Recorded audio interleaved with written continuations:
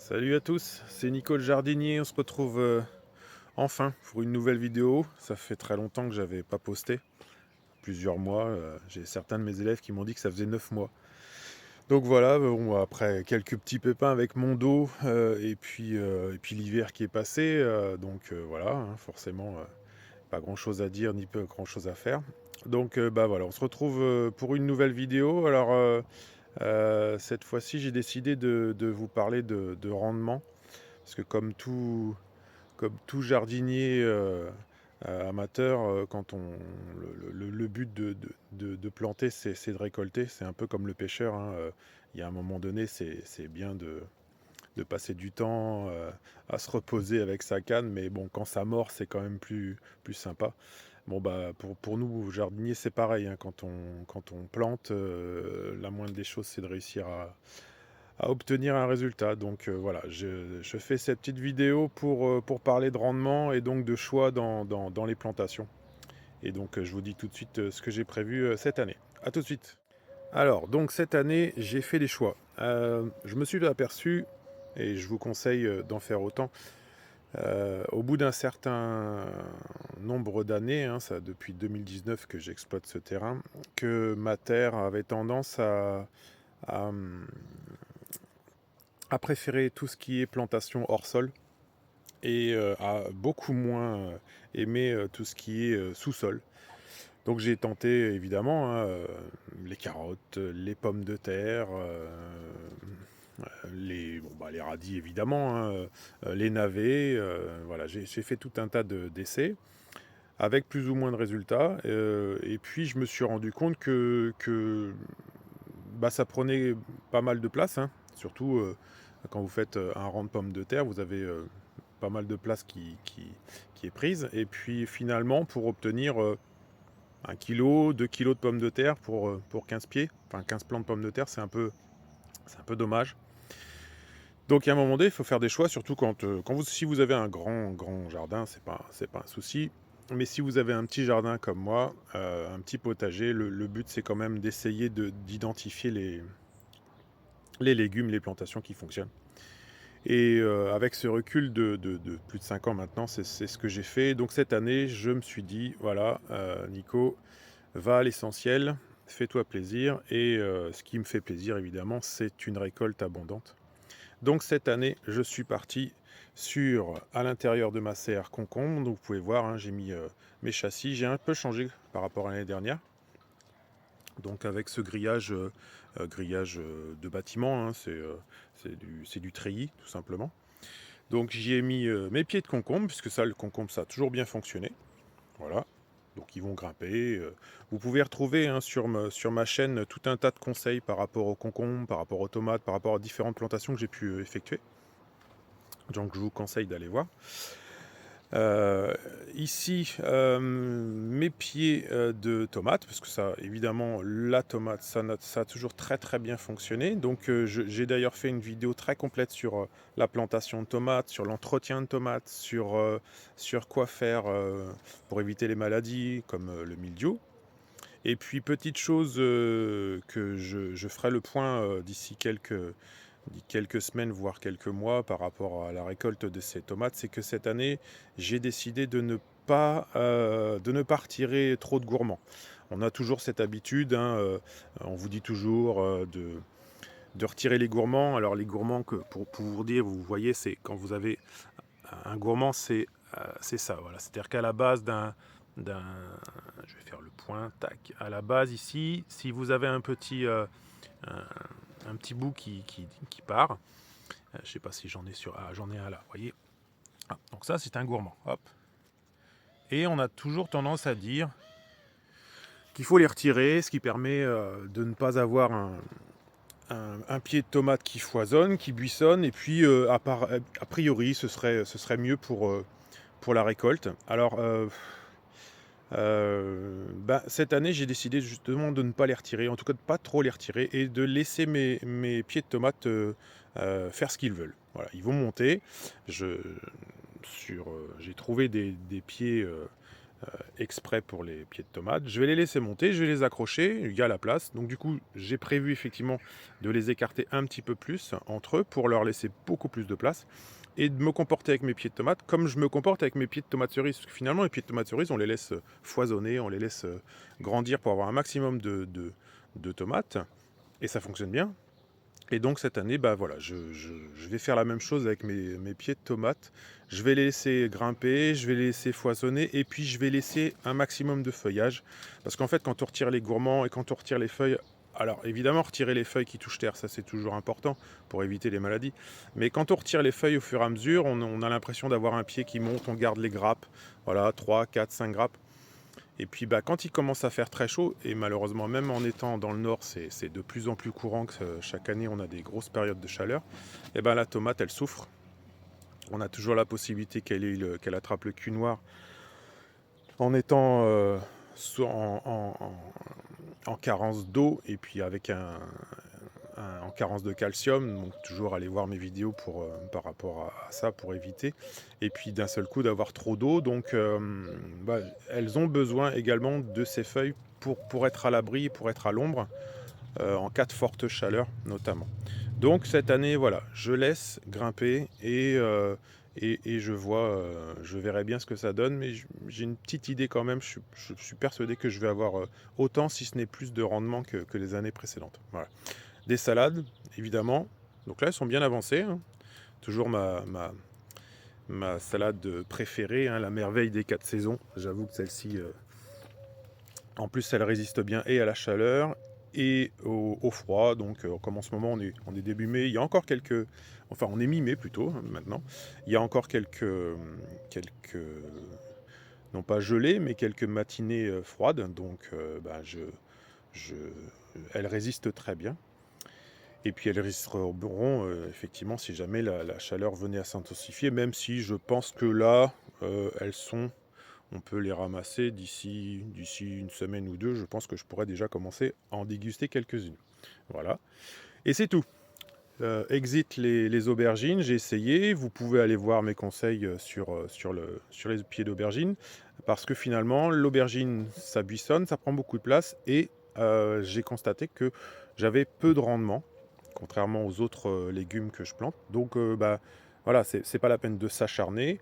Ma terre n'est peut-être pas propice. Peut-être que le nord de la France, pour les aubergines, c'est peut-être pas ce qu'il y a de mieux. Donc, j'obtenais des aubergines, mais des toutes petites aubergines, voilà, qui faisaient au maximum 8-10 cm, quoi. Donc, pour faire une ratatouille, ça faisait un petit peu de juste. Donc voilà, concombre, tomate, salade, c'est l'essentiel. Alors j'ai changé mon système d'arrosage, vous voyez, c'est toujours le même petit système d'arrosage goutte à goutte.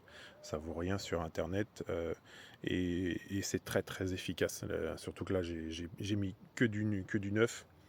Donc pour 10 euros, j'ai eu 40, oui, ouais, non 20 pardon. Pour 10 euros, oui, j'ai eu 20 gouttes à goutte avec des bouteilles, et en plus adaptées aux bouteilles, non, aux bouteilles communes d'1,5 litre qu'on a très souvent, contrairement aux autres qui étaient plutôt à visser avec des bouteilles du type Perrier ou San Pellegrino, quoi. Voilà. À l'extérieur, même chose. Exit. Voyez, j'ai changé. J'ai construit de nouveaux bacs pour pouvoir avoir une nouvelle terre. Donc j'ai amendé. Là, vous avez du sac du terreau, du compost, du fumier de cheval et la terre de base que j'avais évidemment. J'y ai mis encore quelques, comme j'en avais en plus un pied, j'ai 3 pieds de tomates. Donc j'ai un pied ici, un pied là-bas, un pied là.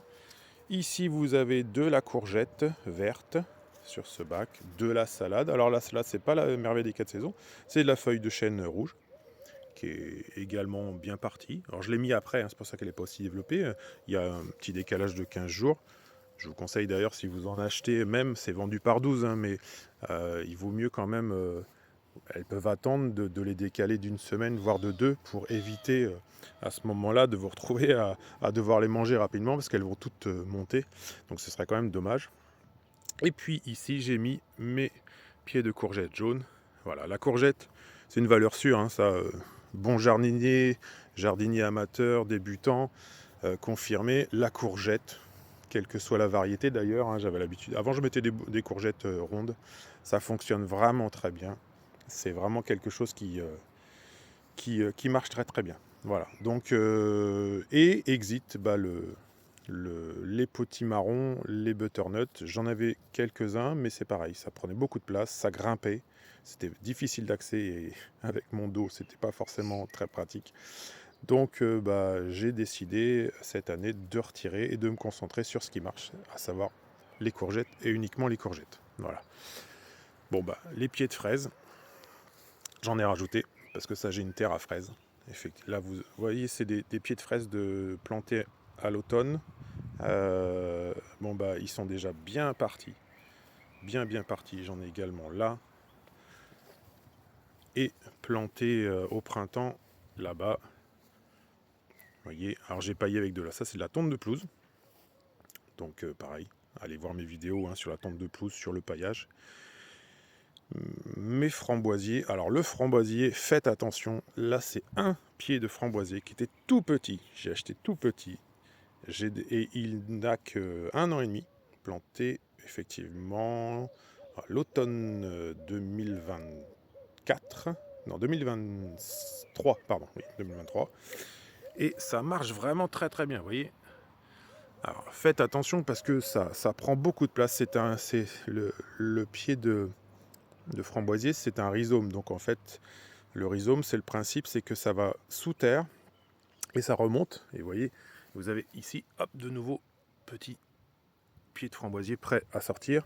Ce qui fait que j'ai même eu la possibilité d'en mettre là-bas. Vous voyez, donc pensez, si vous voulez pas être envahi, à retirer un maximum les, les pieds qui débutent, parce que sinon après, vous n'allez plus avoir que ça. Et ça risque d'être un peu dommage. Voilà. Donc voilà, c'est tout. Cette année, on est sur vraiment la plantation, le rendement, et j'espère obtenir un maximum de rendement avec ces choix, et ce qui m'a permis de gagner de la place. Ah, je vous présente également mes poulettes. Alors, les filles, on fait un sourire, on passe à la télé. Donc ici, vous avez Ruby. Ma petite Ruby, c'est la première poule que j'ai pu avoir. Voilà, elle se met en position. Oui, salut ma belle. Oui. De temps en temps, je les sors. Ça m'évite de tondre. Là-bas, vous avez nuage. Et je cherche Flocon. Ah, Flocon est là-bas. Flocon. Hé, ma belle. Ouais, fais coucou. Voilà, je les laisse brouter. Elles ont la belle vie. Et elles me fournissent quasiment un œuf par jour chacune. Donc c'est vrai que je n'achète plus d'œufs depuis très longtemps. Petite question aux gens qui me suivent. D'ailleurs, je vous remercie. J'ai dépassé les 1000 abonnés. Donc je suis très content, vraiment très content. Je suis à presque je crois 1039 abonnés. Donc j'ai enfin dépassé les 1000 abonnés, à plus de 100 000 vues. Donc je suis vraiment très très content, je vous remercie beaucoup. Ça me fait très plaisir. Et justement, tous ceux qui me suivent, j'ai un petit souci cette année. Et donc je suis preneur de tout conseil. J'ai planté à l'automne dernier une glycine, parce que j'ai toujours voulu avoir une glycine. Et elle ne veut pas pousser. Alors j'ai réussi. Vous voyez ici j'ai un cerisier du Japon qui grimpe. Voilà, vraiment j'ai pas eu de souci.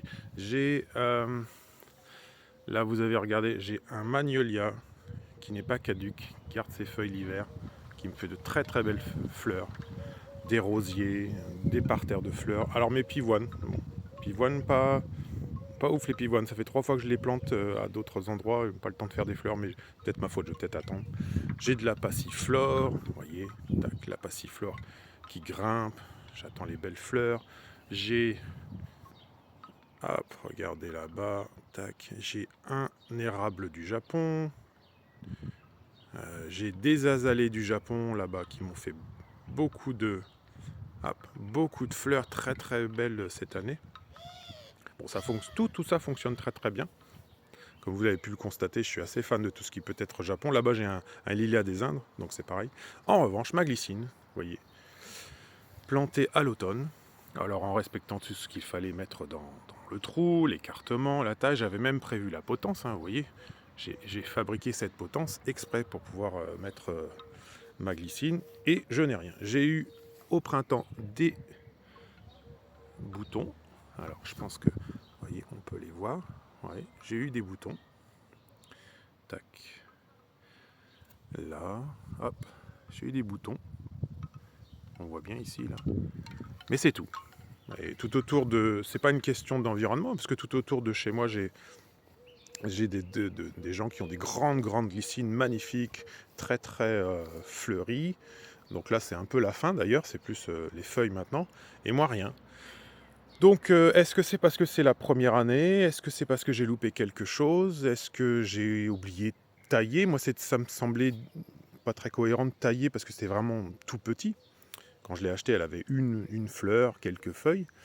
Donc, est-ce que j'ai loupé quelque chose? Bah, n'hésitez pas. Dites-moi, contactez-moi sur ma chaîne, envoyez-moi un petit message et puis dites-moi s'il faut que je fasse encore quelque chose ou si maintenant il faut que j'attende. Alors, elle n'est pas morte hein, parce que j'ai gratté un petit peu et on voit le vert. Donc, c'est qu'elle n'est pas morte. Mais bon, elle ne m'a rien donné. Donc, est-ce qu'il faut que je sois encore un peu patient? Ou est-ce qu'il faut que je fasse quelque chose? Bah, je compte sur vous et mes abonnés pour me donner une petite info. Voilà. Bah, écoutez, je vous remercie de nouveau pour me suivre. Pour vous être abonné. N'hésitez pas à faire passer. Et puis on fera un petit bilan d'ici un mois ou deux pour vous montrer ces fameux pieds de tomates que j'ai décidé cette année de laisser tranquille et de laisser pousser à leur guise. Voilà, je vous souhaite un bon jardinage. En plus, il fait beau en ce moment, c'est très agréable, malgré le ciel derrière. Mais effectivement, en ce moment, on a quand même de la chance. Un très beau printemps hein, et bientôt les premières récoltes. Et puis, bah, je vous dis à bientôt. Ciao!